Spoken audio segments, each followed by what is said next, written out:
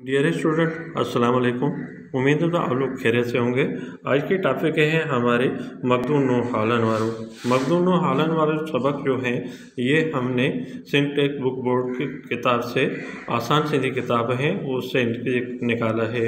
ये आपका ग्रेड 7 वालों का सेकंड नंबर चैप्टर है इस फाइनल टर्म का।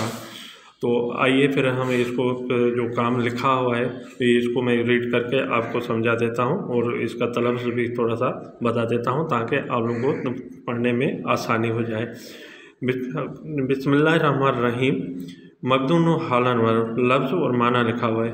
या ओ क्या कहेंगे? या ओ पैदा हुआ फर्जंद, फर्जंद बेटा, सदियो पुकारा, सदियो पुकारा, शुरुआती, शुरुआती, शुरुआती इब्तिदाई, नंढे खंड इसको खे करके पढ़ेंगे। काफ उर्दू वाला जो है ये खे करके सिंधी में पढ़ते हैं, इसको कहेंगे नंढे खंड। क्या कहेंगे? नंढे खंड, छोटे बरसगीर। पहरियोन पहला, पहरियोन पहला, पखेड़े छडियो फैला दिया, पखेड़े छडियो क्या कहेंगे? पखेड़े, पखेड़े छडियो फैला दिया, छापियो छुपवाया, छापियो छुपवाया। और भेरा मर्तबा, भेरा मर्तबा, पायण सबब रुख होने की वजह से, पायण सबब रुख होने की वजह से, केतराई कितने ही, केतराई कितने ही। फिर दोबारा देखें इसी चैप्टर वर्ड को। जाओ पैदा हुआ, जाओ पैदा हुआ, फर्जंद क्या कहेंगे? फर्जंद बेटा, सदियो पुकारा, शुरुआती इब्तिदाई, शुरुआती इब्तिदाई, नंढे खंड छोटे बरसगीर, पहरियोन, पहरियोन पहला, पखेड़े छडियो फैला दिया, छापियो छुपवाया, भेरा मर्तबा, पायण सबब रुख होने की वजह से, रुख होने की वजह से। आगे कहेंगे केतराई कितने ही। ठीक है बेटा, उम्मीद है तो आप लोगों को ये वर्ड मीनिंग समझ में आ गया होगा। और आगे जो है हम जा रहे हैं क्वेश्चन आंसर की तरफ। अभी देखें क्वेश्चन आंसर को। पहला क्वेश्चन है मखदूम नो जो असुल नालो छा हो। मखदूम नो का असुल नाम क्या था? मखदूम नूर रहमतुल्लाह जो असुल नालो छा हो। मखदूम नूर रहमतुल्लाह का असुल नाम क्या था? मखदूम नूर रहमतुल्लाह जो असुल नालो लुत्फ़ुल्लाह हो। मखदूम नूर रहमतुल्लाह का असुल नाम लुत्फ़ुल्लाह था। क्या कहेंगे? मखदूम नूर रहमतुल्लाह का असली नाम लुत्फ़ुल्लाह था। दूसरा क्वेश्चन कहें हिनते नूर नालो किए पियो। इस पर नूर नाम कैसे हुआ? इस पर नूर नाम कैसे हुआ? तो जवाब में आ रहा है ही हिक अल्लाह वारे फ़कीर नूह हुथियाणी जी दुआ सा जाओ हो। ये एक ही कहते हैं ये को, ही कहते हैं ये को, ये एक अल्लाह वाले फ़कीर नूह हुथियानी की दुआ से पैदा हुआ था। दोबारा देखें, हियो हिक अल्लाह वारे फ़कीर नूह हुथियाणी जी दुआ सा जाओ हो। ये एक अल्लाह वाले फ़कीर नूह हुथियानी की दुआ से पैदा हुआ था। उन करे हुनते, उन करे हिनते वो दूसरे पेज पे लिखा हुआ है नूह नालो पियो। उन करे कहते हैं, अब देखें दोबारा मैं जा रहा हूँ। उन करे इसलिए क्या कहेंगे? उन करे इसलिए इस पर नूह नाम हुआ, इस पर नूह नाम हुआ था, नूह नाम हुआ था। फिर दोबारा इसी जवाब को देखें, ही हिक अल्लाह वारे फ़कीर नूह हुथियाणी जी दुआ सा जाओ हो। ये एक अल्लाह वाले फ़कीर नूह हुथियानी की दुआ से पैदा हुआ था। इन करे हिनते नूह नालो पियो। इसलिए इन करे माने इसलिए कहेंगे, इसलिए इस पर नूह नाम हुआ। ठीक है, ये दो क्वेश्चन हैं और दो क्वेश्चन है उम्मीद करता हूँ तो आप लोगों को समझ में आ गया होगा। और अब रहे वो तीसरा क्वेश्चन। तीसरा क्वेश्चन क्या हमसे क्या पूछ रहा है? दीन जी तबलीग लाइ मखदूम साहब कहिड़ो बंदोबस्त कयो। दीन की तबलीग के लिए मखदूम साहब ने कौन सा इंतज़ाम किया? बंदोबस्त को बंदोबस्त भी कहते हैं। कौन सा बंदोबस्त किया, यहाँ पर कौन सा इंतज़ाम किया। दीन की तबलीग के लिए मखदूम साहब कौन सा इंतज़ाम किया। अब जवाब है दीन ये तबलीग लाए मखदूम साहब पहंजन खलीफन खे सिंध जे मुख़्तलिफ़ हिस्सनि में पखेड़े छॾियो हो। दोबारा देखें, पखेड़े छॾियो।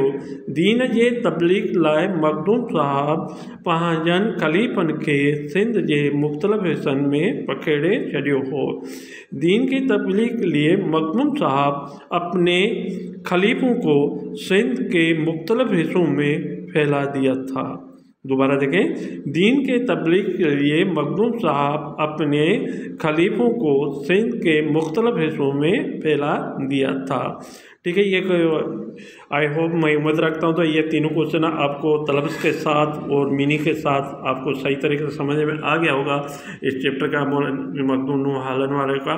और आगे जो है इनका पैराग्राफ भी है, वो मैं पैराग्राफ भी आपको समझा देता हूँ ताकि वो पैराग्राफ को किस तरह हमें लिखना है। और आइए फिर पैराग्राफ की तरफ जा रहे हैं।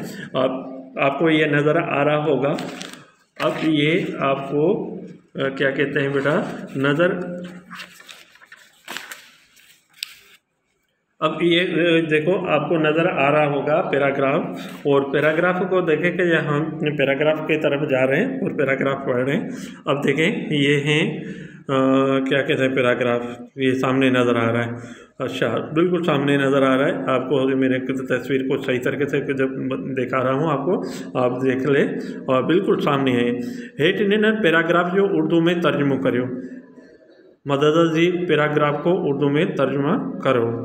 मखदूम नूह रहमतुल्लाह साहब जे जिस्म खे दरिया जे पाइण सबबि 2 भेरा संदसि मज़ार मां ॿाहिरि कढी ॿिए हंधि दफ़नायो वियो हो।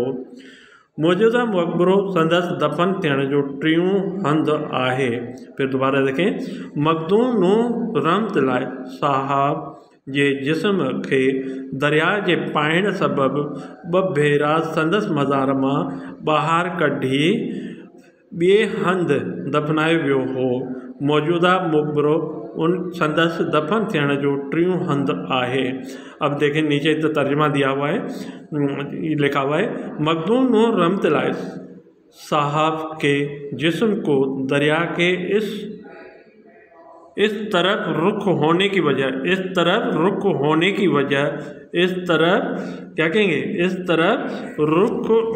वजह से 2 मरतबा उनकी मज़ार से बाहर निकालकर दूसरी जगह दफन किया गया था। मौजूदा मकबरा उनके दफन होने की तीसरी जगह है। फिर दोबारा देखें, मखदूम नूह रहमतुल्लाह साहब के जिस्म को दरिया के इस तरफ रुख होने की वजह से 2 मरतबा उनकी मज़ार से बाहर निकालकर दूसरी जगह दफनाया गया था। मौजूदा मकबरा उनके दफन होने की तीसरी जगह है। ठीक है बेटा, ये पैराग्राफ है जो आपको मैंने वो बताया, वो ये पैराग्राफ बहुत इम्पोर्टेंट है। और अगर इस पैराग्राफ को हम गौर से देखेंगे तो इंशाल्लाह आपको समझ में आ भी गया होगा। और दूसरी बात यह है, ये पेपर में भी आ सकता है क्योंकि ये ख़ास पॉइंट है पैराग्राफ में, तो इसी वजह से ये इम्पोर्टेंट होते हैं। ठीक है, पैराग्राफ लिखने का तरीका मैं आपको बता दूं क्या तरीका होता है लिखने का। ये पहली लाइन जब हम स्टार्ट करेंगे तो आपको 1 अल्फाज या 2 अल्फाज की जगह छोड़ कर लिखना है। देखिए, जैसे मैंने आपको लिखकर दिखाया है और कैसे लिखा हुआ है, 1 अल्फाज या 2 अल्फाज की जगह छोड़ के मैंने लिखा है, तो आपको भी इसी तरह लिखना है। और दूसरी लाइन जब शुरू करेंगे तो फिर दूसरी लाइन से शुरू से लिखेंगे। ठीक है, तो ये आपका कोई लाइन नहीं छोड़ के लिखना है और इसी तरह लिखना है। और उसके बाद ये तर्जमा जो है आपको लिखना है, वो भी पैराग्राफ बना के लिखना है ताकि आपको लगे तो ये तर्जमा है। और कुछ हर एक को अगर कोई आपकी कापी देखे तो उसको भी महसूस हो तो न बच्चे ने बड़ी मेहनत से लिखा है और सही तरीके से लिखा है। कोई आपका गलती ना निकाले तो ये इस तरह कैसे नहीं लिखा, ये क्यों नहीं लिखा, तो अगर इस तरह गलती आएगी तो फिर भी हमारी कापी नोटबुक पे क्या हो जाएगा, दाग हो जाएगा। तो इसलिए जितना साफ़ सुथरा रख सकते हो नोटबुक को इतना साफ़ सुथरा रखें। वही काफ़ी हैं, वही नोटबुक हैं जो आपकी इज़्ज़त भी करेंगे और आपके इज़्ज़त भी करेंगे, करवाएंगे। क्योंकि इज़्ज़त करवाएंगे तो ये आपकी साफ़ सुथरी राइटिंग हुई, हर बंदा, हर घर वाले और आपकी तारीफ़ करते रहेंगे तो माशाल्लाह बच्चे की राइटिंग अच्छी है, माशाल्लाह अच्छा लिखा है, माशाल्लाह तो कुछ बहुत अच्छे तरीके से काम लिखते हैं, तो आपकी मिसाल देना शुरू कर देंगे। तो फलाने का बच्चा देखो कितनी मेहनत से पढ़ रहा है और कितने राइटिंग पे तवज्जो दे रहा है। अगर राइटिंग पे तवज्जो दे रहा है तो देखो वो पोजीशन लाता है और अच्छे नंबर लाते हैं। तो आप भी इस तरह करें, तो आप भी इस तरह मेहनत करें तो आपका एक मिसाल ही बन जाएगा आपके जो है लाइफ। ठीक है, मतलब आई होप, मैं उम्मीद रखता हूँ आप लोगों को समझ में आ गया होगा। अब वर्ड मीनिंग की तरफ जा रहे हैं। वर्ड मीनिंग आपको मैंने पहले चैप्टर में भी समझाया है, तो वर्ड मीनिंग कैसे लिखना है। वर्ड मीनिंग का हमने जो वर्ड जो हैं वो आपको ब्लैक से लिखना है और मीनिंग जो है आपको ब्लू से लिखना है। वर्ड एक लाइन छोड़ के लिखना है, लाइन छोड़कर लिखना है ताकि साफ़ सुथरा भी रहे और नुक्ते भी साथ मिक्स न हो जाए। और ख़ास तौर पे मैं क्या आप लोग को आइडिया देता हूँ और रिक्वेस्ट करता हूँ ताकि भाई सिंधी की राइटिंग जब भी होता है जो हमारे उर्दू स्पीकिंग वाले प्यारे बच्चे लिखते हैं तो उसी में क्या होता है, तो वो नुक्ते हम उर्दू जब लिखते हैं तो मिला के नुक्ते देते हैं, तो हमारी आदत होती है। तो हम जब सिंधी लिखना शुरू करते हैं तो उसी में भी हम इसी तरह लिख लेते हैं ताकि नुक्ते मिक्स दे देते हैं। तो कोशिश करके अगर आप नुक्ते अलग देंगे वो सिंधी की राइटिंग जो है सीधी लिखने की कोशिश करेंगे। यहाँ पे मैंने अपनी मेहनत से आपको राइटिंग लिख कर दे रहा हूँ सिंपल के तौर पर। अगर आपको राइटिंग अच्छी करनी है तो इसी राइटिंग को देखकर और उसी राइटिंग के तरीके से आप लिखना शुरू करें तो इंशाल्लाह आज आपकी राइटिंग अच्छी नहीं है, कल आपकी अच्छी राइटिंग बन जाएगी। और आप मेहनत करेंगे तो इंशाल्लाह आप भी अच्छी राइटिंग में और अच्छे पोजीशन में अच्छे नंबर ले सकते हैं। ठीक है, इसी तरह हम क्वेश्चन आंसर की तरफ जा रहे हैं। क्वेश्चन आंसर जो है हमारा, ये पहला क्वेश्चन लिखा है मखदूम रहमतुल्लाह जो असुल नालो शाह हो और मखदूम जो असुल नालो लुत्फ़ुल्लाह। देखो मैंने कोई लाइन नहीं छोड़ी है। क्वेश्चन हमें आपको जो है ब्लैक पेन से लिखना है और जवाब आपको किससे लिखना होगा बेटा, ब्लू से लिखना होगा। उसके बाद पहला क्वेश्चन जवाब लिखकर बगैर लाइन छोड़े हुए लिखकर फिर आपको 2 लाइन छोड़नी है। आप ये जब मेरे लिए क्वेश्चन उठाओगे तो सर नहीं तो 1 लाइन छोड़िए और हमने 2 लाइन बोल रहा है, तो 2 लाइन में इसलिए बोल रहा हूँ ताकि मैं जो अगर 1 लाइन छोड़िए तो कहीं से भी अगर मुझे फ़ोटो स्टेट कराने पड़े, किसी भी बच्चे को, किसी दोस्त के बच्चे को देना पड़े तो फिर वहाँ से फ़ोटो स्टेट जो है आपकी काफ़ी कम होगी, तो आपके पैसे भी कम लगेंगे। इसलिए मैंने 1 लाइन छोड़ी है। अगर 2 लाइन छोड़ूंगा तो ज़्यादा पैसे चले जाएंगे और 1 लाइन छोड़िए तो फिर इसी वजह से मैंने 1 लाइन छोड़िए। तो आपको जो है नोटबुक में आपको जब क्वेश्चन उतारेंगे तो 2 लाइन छोड़ कर लिखना है और जवाब लिखकर फिर जो है आपको इसी तरह जैसे तरीका मैंने बताया था उसी तरह। वो जो हमारे स्कूल के बच्चे हैं उनके लिए भी मैं कह रहा हूँ, और जो हमारे स्कूल के बगैर बच्चे जो हैं, जो दूसरे बच्चे देख रहे हैं, दूसरे स्कूल के बच्चे देख रहे हैं, तो उनको भी मैं ये कह रहा हूँ था इसी तरह काम करेंगे तो फिर इंशाल्लाह आपका काम अच्छा कहलाएंगे और दूसरों बच्चों से मुख्तलिफ हो जाएगा और बहुत अच्छा हो जाएगा। और राइटिंग पे कोशिश करना, राइटिंग जितनी अच्छी कर सकते हो उतनी राइटिंग अच्छी करना। ठीक है, अगर राइटिंग सीधी रखेंगे और नुक्ते अलग देंगे और सही तरीके से लिखेंगे और फुल स्टॉप जब हम देते हैं जवाब पूरा कंप्लीट हो जाता है, जहाँ कोई सेंटेंस कंप्लीट हो जाता है तो हमें आदत नहीं होती है तो फुल डोंट लगाने की, डोंट नहीं लगाते हैं हम, उसको डैश डाल देते हैं। जैसे उर्दू में हम लिखते हैं तो उर्दू की अलग लिखाई होती है और सिंधी की अलग लिखाई होती है।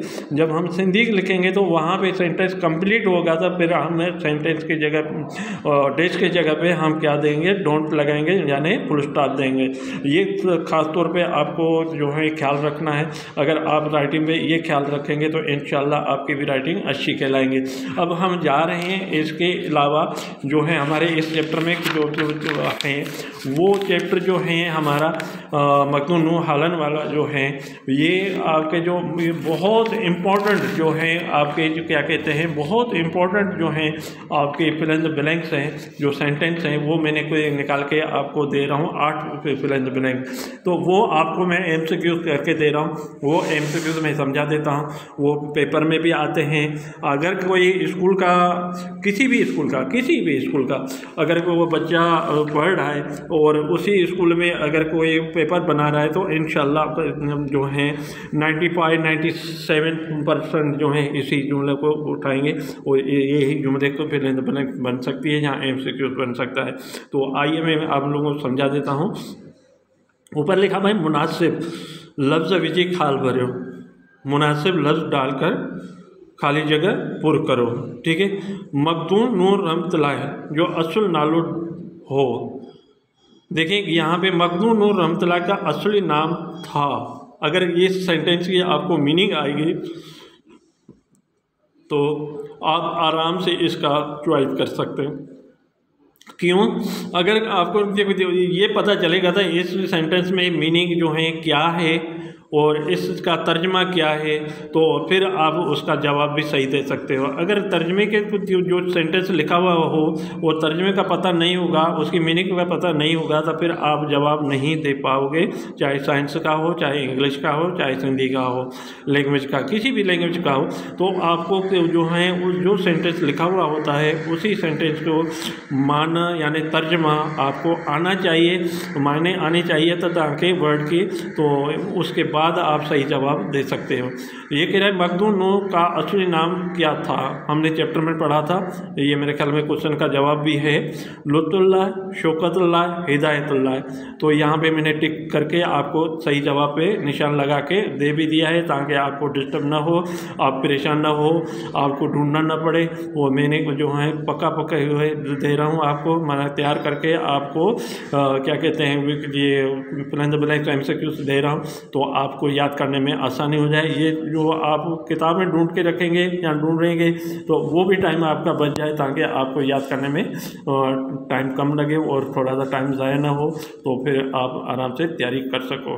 देखिए पहले में आएगा लुत्फुल्लाह, दूसरे में कुछ क्या फिल इन द ब्लैंक पूछ रहे हैं, मखदूम नूर जे वालिद जो नालो हो, मखदूम नूर रहमतुल्लाह जे वालिद जो नालो डैश हो। मखदूम नूर रहमतुल्लाह के वालिद का नाम डैश था। डैश का मतलब खाली जगह जो बनी हुई है, डैश लाइन खींची हुई है, उसको कहते हैं। मखदूम रहमतुल्लाह, मखदूम नेमतुल्लाह, मखदूम हिदायतुल्लाह। यहाँ पे ये आएगा मखदूम नेमतुल्लाह। ठीक है, क्या आएगा? मखदूम नेमतुल्लाह। तीसरी खाली जगह है हमारे जो वो ये लिखी हुई है, मखदूम नूर नंडे खंड पाकिस्तान हिंद जो देश आलिम हो। मखदूम नूर रहमतुल्लाह बरे सगीर पाकिस्तान और हिंद का देश आलिम था। क्या कहेंगे? देश आलिम था। तो क्या कहेंगे? पहरियून बियो टियों।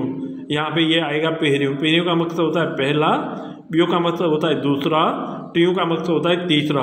तो यहाँ पे क्या लिखा हुआ है? पहला। तो यहाँ पहला कहेंगे क्योंकि पहला आलिम था वो। अच्छा, दूसरे नंबर 4 में है मखदूम नूर रहमतुल्लाह देश ज़बान में कुरान मजीद जो तर्जुमा किया। मखदूम नूर रहमतुल्लाह देश ज़बान में कुरान मजीद का तर्जुमा किया। कौन सी ज़बान में किया बेटा? फारसी, सिंधी, अरबी। देखिए यहाँ पे ये आएगा फारसी। फारसी जो है लफ्ज़ जो है ये इनकी खाली जगह है। मखदूम नूर रहमतुल्लाह फारसी ज़बान में कुरान मजीद का तर्जुमा किया। ठीक है। अच्छा, नंबर 5 है इसकी फिल इन द ब्लैंक जो MCQ से है, सेंटेंस लिखा हुआ है, मखदूम नूर रहमतुल्लाह दीन इस्लाम ये तब्दीली लाए पंहिंजन खलीफ़न के देश जे मुख़्तलिफ़ हिस्सनि में पखेड़े छॾियो। मखदूम नूर रहमतुल्लाह दीन इस्लाम के जे तब्लीग लाए पंहिंजन खलीफ़न के देश जे मुख़्तलिफ़ हिस्सनि में पखेड़े छॾियो। अब देखें, मखदूम नूर रहमतुल्लाह दीन इस्लाम के तबलीग के लिए अपने खलीफों को देश के मुख्तलिफ हिस्सों में फैला दिया। ठीक है बेटा। अब यहाँ पे आएगा पंजाब, सिंध, बलूचिस्तान। यहाँ पे ये आएगा सिंध आएगा।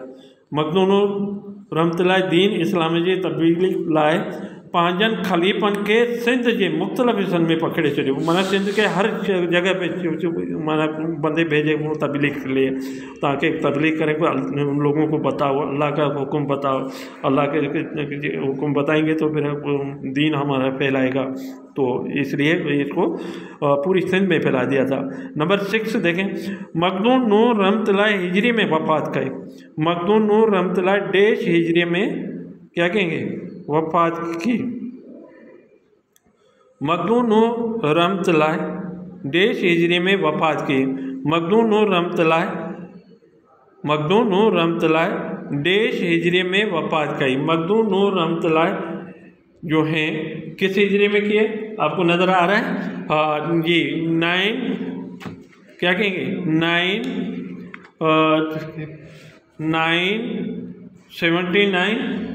979 अच्छा 979 998 999 तो ये हैं 998 में के वफ़ात पाई थी। मखदूम नूर जो मौजूदा मुक़बरो संदसि दफ़न थियण जो टियों जो डेश हंधि आहे। मखदूम नूर रहमतुल्लाह के मौजूदा मज़ार उनके दफन होने की डेश जगह है। बियो टियों चौथों, कौन सा? बियो माने दूसरा, टियों माने तीसरा, चौथों माने चौथा, क्या कहलाएंगे? टियों कहेंगे। टियों माने तीसरा, तीसरी जगह है उनकी दफन होने की, तीसरी जगह। 2 दफ़ा उसके क्या कहते हैं जिस्म को निकाला गया है और तीसरी जगह पे इसको दफन किया गया है। अल्लाह ताला की देखो क्या है, अल्लाह ताला ने उसके ऊपर कितना रहम कर रहा है, और क्या वो आलिम था, वो नेक काम करने वाला था, जो उसी जिस्म को जैसे कब्र में डाला गया है उसी तरह पड़ा रहा है। कई सालों से के बाद वो निकाला गया तो वही उसकी जिस्म था, वही ऐसे ही था। वो वहाँ से निकाल के दूसरी जगह पे दफनाया, फिर भी वही रहा और तीसरी जगह पे जाके दफनाया। ये अल्लाह वालों का करम है, जो अल्लाह ताला जो जिस पे रहम करे और करम करे बेटा, जिसका अमाल अच्छा होता है, जो काम अच्छे होते हैं तो उनके लिए अल्लाह ताला हिफाजत कर लेता है। तो अगला देखें क्या है, मखदूम नूर रहमतुल्लाह सन डेश हिजरी में जाओ। मखदूम नूर रहमतुल्लाह सन डेश हिजरी में पैदा हुए थे। 911 998 990 911 कहते हैं 911 और 998 990 तो 911 में जो है ये पैदा हुआ था। ठीक है। अच्छा, अब इसके 8 खाली जगह हैं। 8 खाली जगह मैंने आप लोगों को बता दिया, और इंशाल्लाह आपको जो भी होगा इसमें फिल इन द ब्लैंक्स बनेंगे तो तकरीबन समझो तो 95% आपका इसी सेंटेंस में आए जाएंगे, और इंशाल्लाह आपका काफ़ी बेहतरी हो जाएगी। और ख़ास तौर पे मैं आप लोगों को ये रिक्वेस्ट करता हूँ, तो भाई इस मेरे चैनल को आप ज़रूर जो है सब्सक्राइब करना और लाइक करना। सब्सक्राइब करेंगे तो जो आने वाली वीडियो होगी क्लास 7 वालों के लिए, तो वो आप लोगों के पास पहली फुर्सत में पहुंच जाएगी, और आप उस वीडियो को देखकर और उस काम को देखकर, उस काम को पढ़कर आप अपने स्कूल के इम्तिहान के लिए अच्छी तैयारी कर लोगे। अच्छी आपको गाइड मिल जाएगी, और आप कोशिश करके इसको सब्सक्राइब ज़रूर करना। और अगर वीडियो आपको अच्छी लगे तो रिमार्क ज़रूर देना। रिमार्क देंगे तो मुझे पता चलेगा, तो आपके इस वीडियो में मेरी जो है जो भी कमी कासी रह गई है उसको मैं बेहतर से बेहतर करके आप लोग के बच्चों के सामने वो वीडियो भेज दूँ, ताकि आप उसको देखकर, उसको पढ़कर आप आराम से अपने जो है अच्छे तरीके से तैयारी करके पेपर की और पेपर दे दें, ताकि आपका अच्छे नंबर आ जाए। और दूसरी बात यह है, 5 वक्त की नमाज़ पढ़ लेना। 5 वक्त नमाज बाजमात से पढ़ना। अगर हम मुसलमान हैं, अगर हमारी नमाज जब पूरी निकलेगी तो इंशाअल्लाह दूसरे काम भी हमारे पूरे निकलेंगे। झूठ कभी भी नहीं बोलना है। वालिदैन, बुज़ुर्ग और उस्ताद का और क्या कहते हैं जब छोटे बड़ों का सबका इज़्ज़त एहतराम करना है। पड़ोसों का ज़्यादा ख्याल रखना है, पड़ोसों की कोई तकलीफ़ नहीं पहुंचानी है। और घर में भी आराम से जो हमारे छोटे बच्चे हैं, और जैसे आप लोग 7 क्लास के हैं, आपस में जब 2 बच्चे या 3 बच्चे मिल जाते हैं तो फिर खेलने और दौड़ना भागना शुरू कर देते हैं। तो इसलिए इसको थोड़ा सा एहतियात करना, ताकि किसी घर में कोई बीमार हो, कोई सो रहा हो, कोई कुरान पढ़ रहा हो, कोई नमाज़ पढ़ रहा हो, तो आपको ये ख्याल रखना है। तो किसी को हमारे आवाज़ों से, हमारे जो हैं ज़्यादा बोलने से, शोर करने से किसी को तकलीफ़ न पहुँचे। अल्लाह न तकलीफ़ पहुँचेंगी तो अल्लाह हमारे ऊपर नाराज़ हो जाएगा। तो अल्लाह माफ़ करे। अल्लाह ताला हमेशा लिए आप बच्चों के ऊपर, हमारे ऊपर, सबके ऊपर, वालिदैन के ऊपर राज़ी रहे और अल्लाह ताला आप लोगों को कामयाब करे। मेरी दुआ है। और आप भी इसको वीडियो को देखकर, पढ़कर, और आप भी ज़रूर दुआ देना और मुझे भी, और मैं आपको पहले दुआ देता हूँ। अल्लाह ताला आप लोगों को कामयाब करे और खुदा हाफिज़।